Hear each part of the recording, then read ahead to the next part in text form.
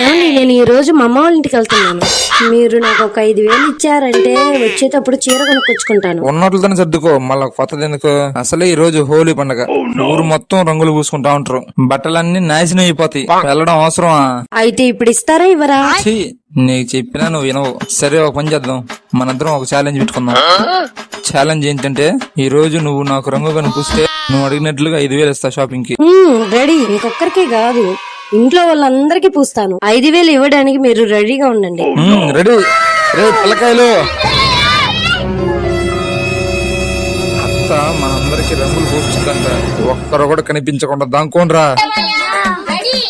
ఇప్పుడు నన్ను ఏం చేయమంటారు? ఆ రోడ్డు అవతల ఉండే చెట్టు దగ్గరికి వెళ్ళి 10 లెక్క పెట్టేసిరా. నువ్వు వచ్చి మమ్మల్ని ఒక్కొక్కరిని కనిపెట్టి రంగు పూయి. Okay, start. 1 2 3 4 5 6 7 8 9 10 వచ్చేస్తున్నాను.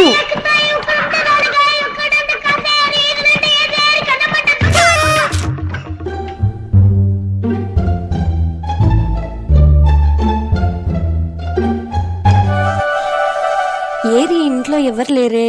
ఎక్కడికి వెళ్ళారు? ఒక్కరు కూడా కనిపించడం లేదే. ఎక్కడ దాంకుని ఉంటారు? మీరెక్కడైనా దాంకోండి, ఇవాళ ఒక్కరిని కూడా వదిలిపెట్టేదే లేదు. ఏదో తేడాగా ఉందంటే.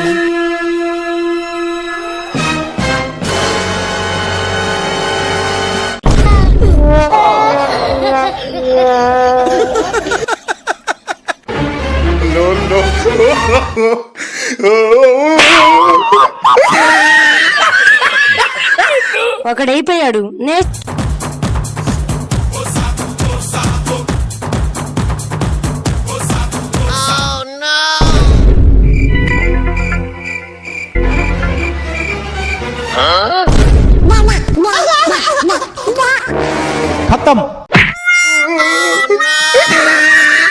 రెండో వాడు కూడా అయిపోయాడు. తర్వాత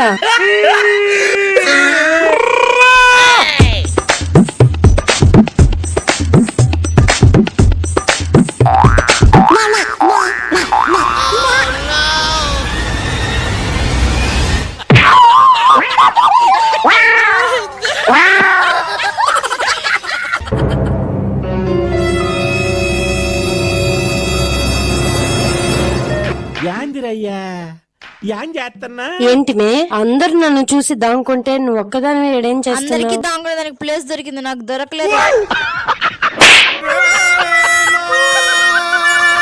పిల్లకాయలు అయిపోయారు, ఇప్పుడు పెద్దోళ్ళు.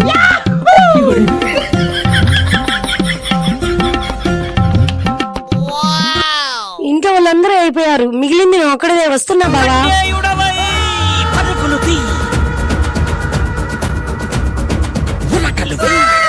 నువ్వు మిద్ది మీద ఉన్నావా? అక్కడే ఉండి వస్తున్నా.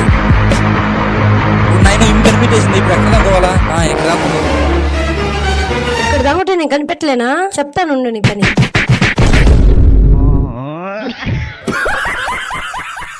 ఏమండి, మీరు చెప్పినట్టు అందరికీ రంగులు పూసేసా. ఛాలెంజ్ కూడా కంప్లీట్ అయిపోయింది. ఇక్కడ నా షాపింగ్ కి 5,000 ఇస్తారా? షాపింగ్ కి మరీ 5,000 అంటే ఎక్కువగా ఉంది, కొంచెం తగ్గించుకోవచ్చు కదా. సరే, మీకోసం ఒక 2,000 తగ్గిస్తున్నావా? కాదు, పెంచుతున్నా. వద్దులే, 5,000 చాలు.